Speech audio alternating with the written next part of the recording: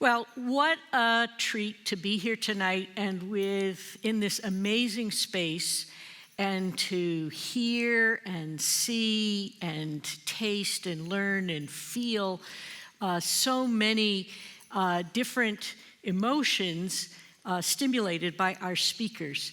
So I want to double down on this theme of creativity tonight and sprinkle a few gems of ideas. One is that I think a mark of a truly creative person is that they have the capacity to sense a moment, to pick up in the society, in the world around them, something intriguing, interesting, to take something dull and turn it into something indispensable, interesting, compelling, moving. So let's start this story here. How many of you have experienced a strobe light in your daily living, perhaps even today? The snapshot on the screen shows a series of images of tall towers and buildings that have flashing lights to prevent airplanes from flying in, a fire engine whose emergency lights might flash and encourage you to move out of the way, a dance theater that is made all the more propulsive and compelling by the shifting lights and strobes that you see above, or the airplane coming in to land safely that's guided by strobe lights at the end of the runway. Or how many of you have used a flash lately? Today? Think about these pictures. That's Usain Bolt, the fastest man in the world for a period of time. And that upper picture, that blur, that used to be all of our sports imagery. In fact, that used to be all of our imagery, blurry, because photography took so long. The exposures required opening that shutter for an interminable period of time, seconds, minutes even. And yet, if you look at the lower picture, you see him as if he's standing still. Well, that's the gift of this guy, Harold Edgerton, who learned how to open our eyes to high speed. Now, if you spend time at MIT, you've probably heard of Harold Eugene Edgerton or Doc Edgerton, or maybe the Edgerton Center, or maybe Strobe Alley. You've heard those names. But most of the world doesn't know about Papa Flash. That's the nickname that the underwater explorer Jacques Cousteau gave to him. And even if you maybe know these images, you don't know who made them, and you don't know the story of the tools and technology and creativity that helped change our modern world. So this is our guy in his element here at MIT, and I want to open a little window on him because we're about to open a new exhibition on Harold Edgerton and his early decade of invention and discovery. So a little bit about the guy. He was born in 1903 in Fremont, Nebraska. But between 1907 and 1910, when he was 4, 5, 6 years old, he and his family lived in Washington, D.C. because his father was a private secretary to Nebraska's U.S. Senator Norris Brown. And during that time, Edgerton witnessed the 1909 demonstration of the Wright military flyer at Fort Myer in Virginia. And that was a transformative moment. Think of all the pictures you saved from your childhood. Some of you have children, maybe you have 10,000 photos of your kids because it's so easy to take it on your phone. But there's about 3 or 4 of Edgerton, a couple of him in his little christening gowns and dresses here. There are 2 of this event. The Wright brothers inspired Edgerton. This was a really transformative moment when human beings left Earth, defied gravity. And so he took this sense of discovery back with him to Nebraska, and he grew up mostly in Aurora on a family farm. He went to the high school. That's a picture in the upper left corner of Aurora High School. And then he went to the University of Nebraska, where he studied electrical engineering. Why electrical engineering? Of course, it's a very popular major. Any course 6 people here in our audience tonight? Few. We don't have a single electrical engineer in our audience? Okay, there you go. That's shocking, given that you're like about a third of the majors and faculty here at the Institute. But he studies electrical engineering because this is the moment, just like it is right now, when our society was grappling with how do we make a tremendous expansion of electrical energy? How do we electrify the nation? We had made cities electric, but how do you get it to rural environments? How do you cross a continent with that? And those presented enormous challenges that changed the scientific and engineering agenda for a generation. Now, the long picture here is after graduating from the University of Nebraska. He took a gig with General Electric at Schenectady, New York. Now, this was one of the most exciting places on planet Earth to do research. The GE lab in Schenectady, New York, was one of the hotbeds of creativity, of innovation, and discovery. And he camped. He didn't have any money. He was a student, so this is their little pup tent setup. But imagine driving all the way from the Lincoln, Nebraska area to upstate New York. And when he got there, he was immediately embedded in a laboratory. That's him on the right side in the picture of the lab. This particular picture was taken a little bit later when he came back for a visit, but nonetheless, it gives you a sense of space that's not dissimilar from the pictures you would see here at MIT. And his job was to focus on the problems with synchronizing generators when they got out of synchronization, particularly when when lightning would hit the power lines. And so getting a smooth, stable power load was one of the big problems of electrification in this time period. So he was on it. And he was really intrigued by this problem. And while he was there, he got to see a gadget like the ones that you see in the picture here.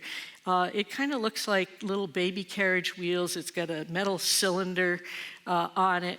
And it would have a handheld device like you see in the close-up on the right. And that light would flash, flickering light. And this was a brand new invention intended for researching engines and motors and generators. It was created by Laurent and Auguste Segun in France. It was introduced in 1925. So this was a cutting-edge piece of new technology that he got to see in the lab.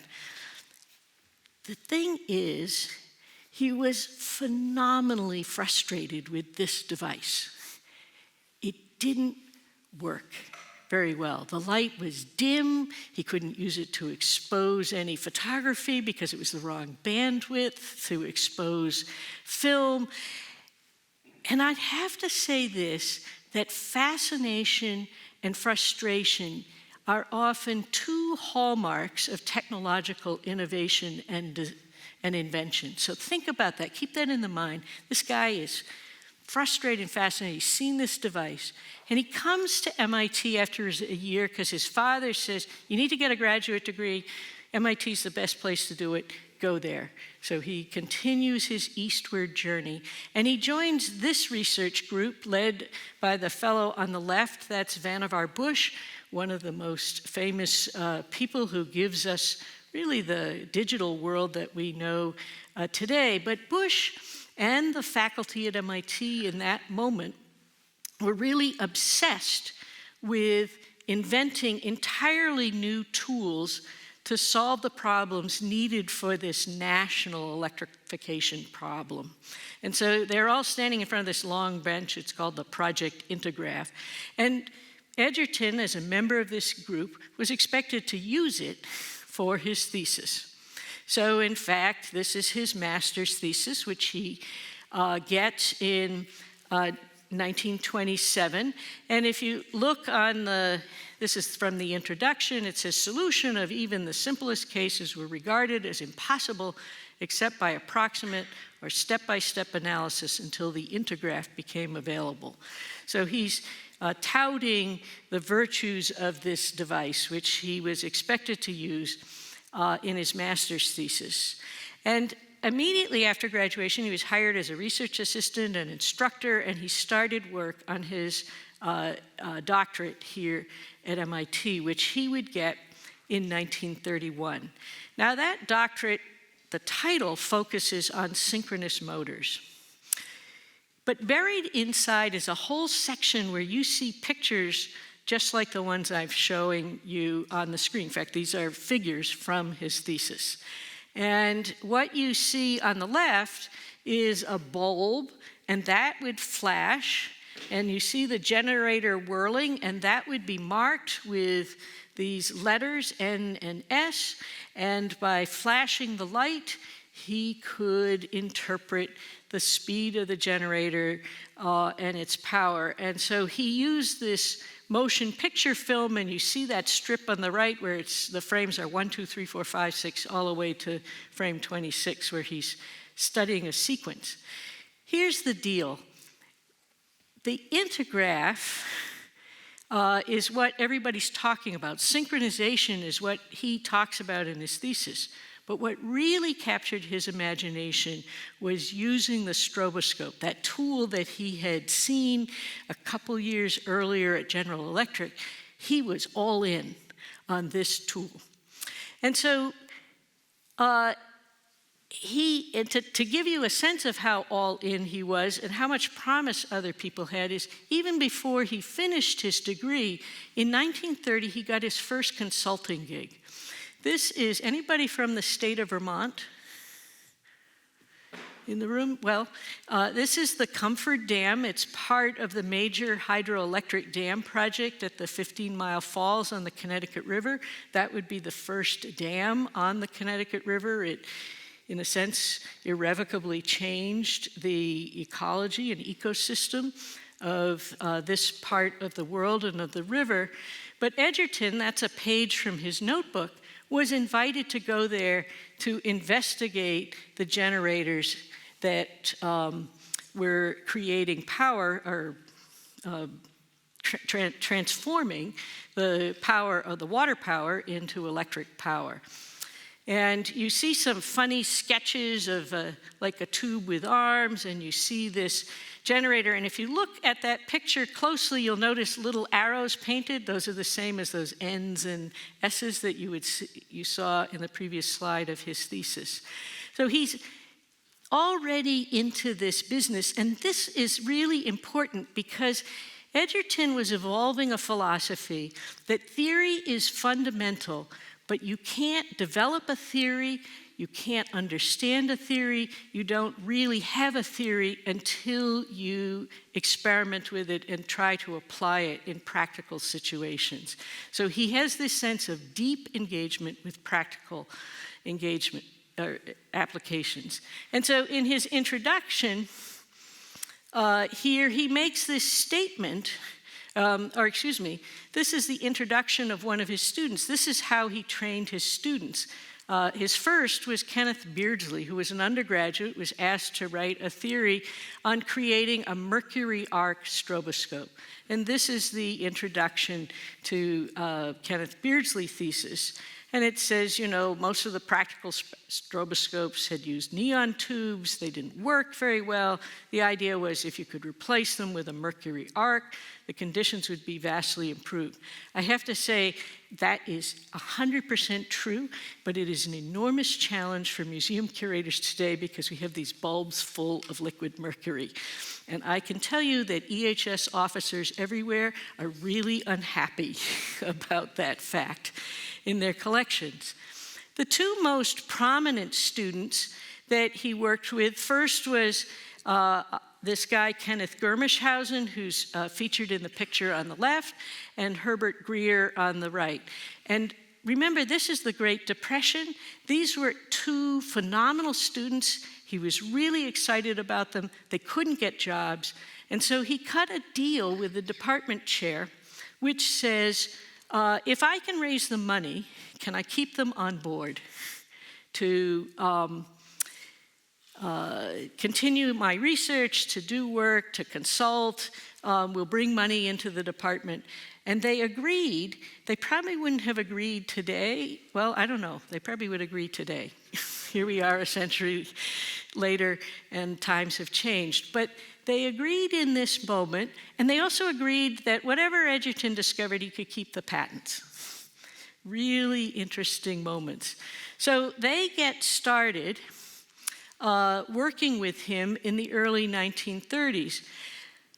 But he had another friendship with another famous MIT doc, Charles Stark Draper.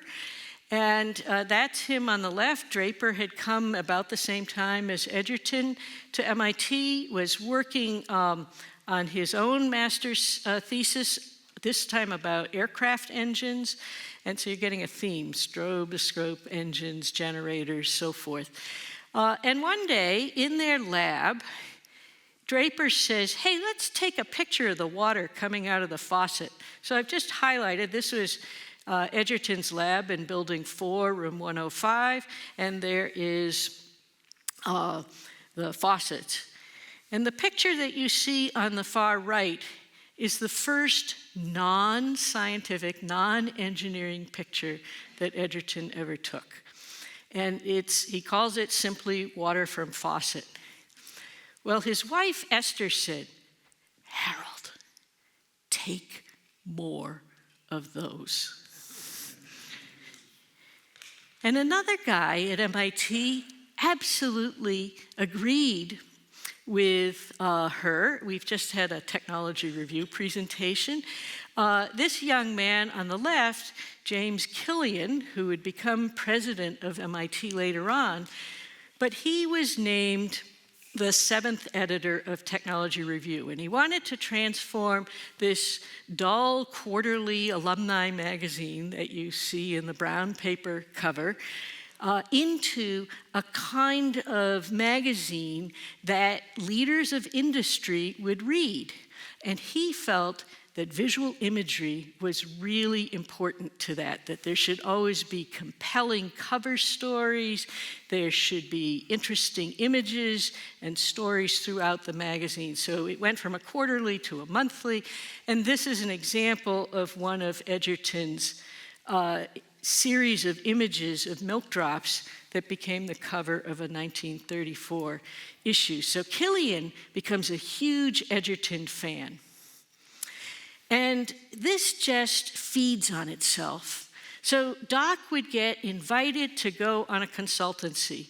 So this is an example. The S.D. Warren paper mill in Maine invited him to study the machinery and mechanisms of their process.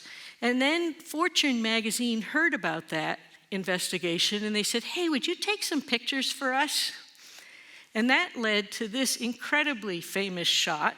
Again, it's hard to imagine OSHA improving a workplace where your workers are barefoot and barely clothed, working next to such high-powered machinery. But it's an absolutely incredible photograph. Or here's another example. Sports and motion picture television was brand new in the 30s. People are getting excited about this thing, going to the movies. And Edgerton notes that people have a huge interest in sports. And sports are fast, and how do you capture that motion? And he starts really early, 32, 33 are these two pictures that you're looking at here, where he's fiddling with golf clubs. Now, he would do this with all kinds of sports over there, tennis, squash, softball, you name it. But he did say something interesting one day. He says, yeah, golf players are rich. We should take pictures, more pictures of golf. This would lead in the late 30s when Arthur D. Little, one of the major technology consulting firms in the nation, got a gig with Spalding to make better golf clubs and golf balls. And they knew of Edgerton's work, and so they hired him to take photos. And on the left, these are the two photos with an overlay. That's the well-known golfer Bobby Jones at the time, and you can see the scientific analysis going on the left, and you can see the art photo that's in virtually every major art museum, and on virtually every golf t-shirt or golf magazine when they want to do something nerdy. So there's this kind of interplay of industry, art. They'd get an assignment, they would take some interesting pictures, they would fiddle, they would do experiments in the classroom. And in fact, you can see hundreds of these experiments. I've put this QR code. It takes you to iconic Edgerton images on the MIT website up here. But this is just a tiny handful of images that he took over time. The thing is, and I think I want to conclude with this point, is that by 1940, millions of people had seen Edgerton's wondrous images. So in 1939, on the far left, you see a not very exciting sign outside the Museum of Modern Art, which says Exhibition of Photography. That was the first exhibition of photography in the Museum of Modern Art. And part of that was a set of photos by Harold Edgerton, because they thought, Beaumont Newhall, the curator, thought that it perfectly captured this machine age, the 1930s, and imagery there. In the middle, you see an image. It says photographed at 100,000ths of a second.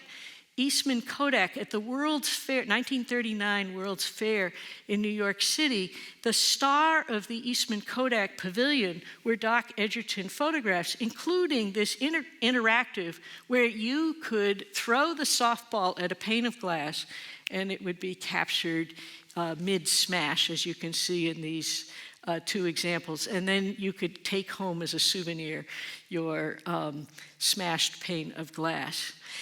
In 1940, there was a documentary short titled Quicker 'n a Wink. It won an Oscar. It's all a story of Doc Edgerton. You can watch this online. And there was a book of his photographs that appeared at this same time period. This book was published by James Killian, who continued to be Edgerton's biggest promoter through this time period. So we went from somebody who had kind of a dull, highly specialized engineering invention to now being a world-renowned figure in photography and art. And all along in here, he and his students are busy making commercial products from in the center. You can see this is the first portable stroboscope. It was manufactured, any of you locally here know where Cambridge Bike is. It was on the second floor where that company got started, and in the old MIT Museum building, N51 and N52, that's where they built this portable stroboscope. They built flash units for studio and sports photography. They built new flash tubes, and you can see this kind of constant churn of a life of passion. It wasn't so much, who could I be? Doc Edgerton would answer that question like, what am I doing right now? That's who I am. And so when he was asked all the time if he was an artist. He was very canny. He would always say, I'm an electrical engineer and I work with strobe lights and circuits and make useful things. But really, what he achieved in this decade was to transform this innovation, this stroboscope that had existed for 100 years, into a practical tool for scientific observation. Speed is a fundamental cultural value of Americans. And Doc Edgerton, by combining theory, experiment, and artistry, gave us tools and techniques that enabled us to freeze time and better comprehend our world. Thank you.